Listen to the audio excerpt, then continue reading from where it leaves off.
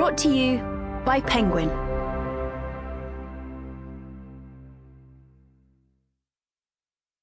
Shadow in the Empire of Light by Jane Routley. Read by Natalie Buscombe. Chapter 1. It's not working, I thought at Catty, as I broke up the clods of earth with the hoe. The heavy, swallowed anger still burned in my chest, no matter how hard I thought of the family as I smashed. I'm hardly surprised, she thought back at me. It's mud, not relatives. Her thoughts held a certain paw-shaking disgust at the word mud. Catty considered herself a mighty hunting cat, far above such distasteful mundanities as breaking up clods in the fields with the peasants. She had only come out with me because of the chance of catching tasty little animals in the hedgerows.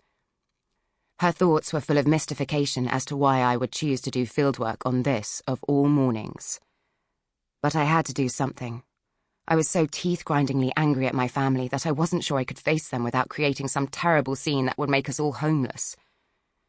It's a bad idea to punch someone in the face when they have complete financial power over you and the people you love, no matter how much they deserve it.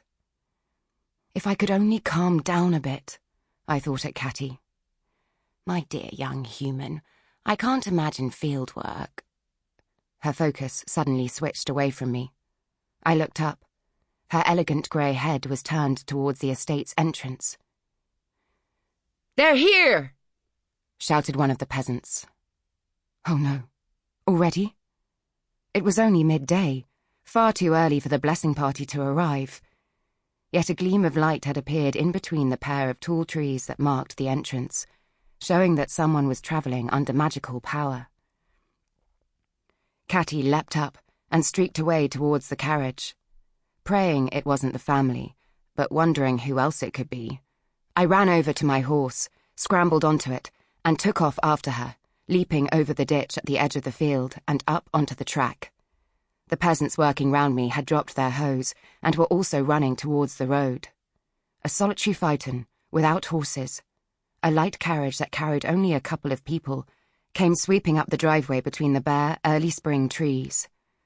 Lady praised, not the family. Who then? It's him! It's him! Came Catty's gleeful thoughts back to me. But who? The blue body and black hood of the light two-seater vehicle were unfamiliar to me, but I recognized the mage sitting in the driver's seat, and my heart leapt with joy. Waving and shouting, I urged the horse forward faster. On the roadway before us, the phaeton pulled to a stop and settled on the ground. The crystal embedded in the mage's forehead went dark. "Shine!" Bright's round face split into a grin. "How's my favourite ghosty girl?"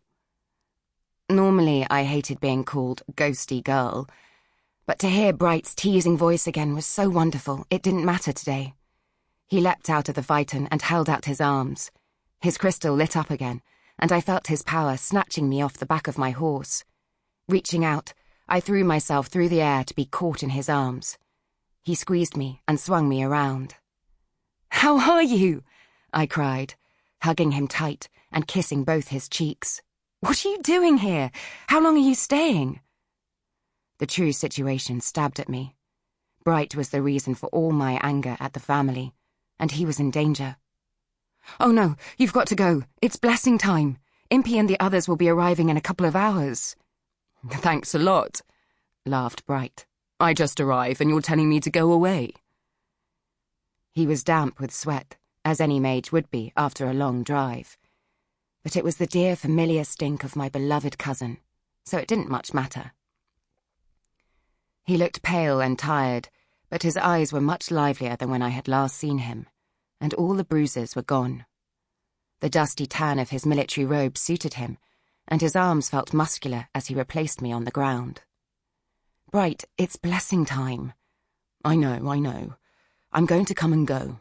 I've got something to give you. Wait a minute, and I'll show you." He turned away to shake hands and exchange greetings with the peasants who had run over the fields behind me. Since he'd grown up here at the Willow in the Mist estate, my noble cousin knew everyone by name and was still well liked, despite... Sample complete. Ready to continue?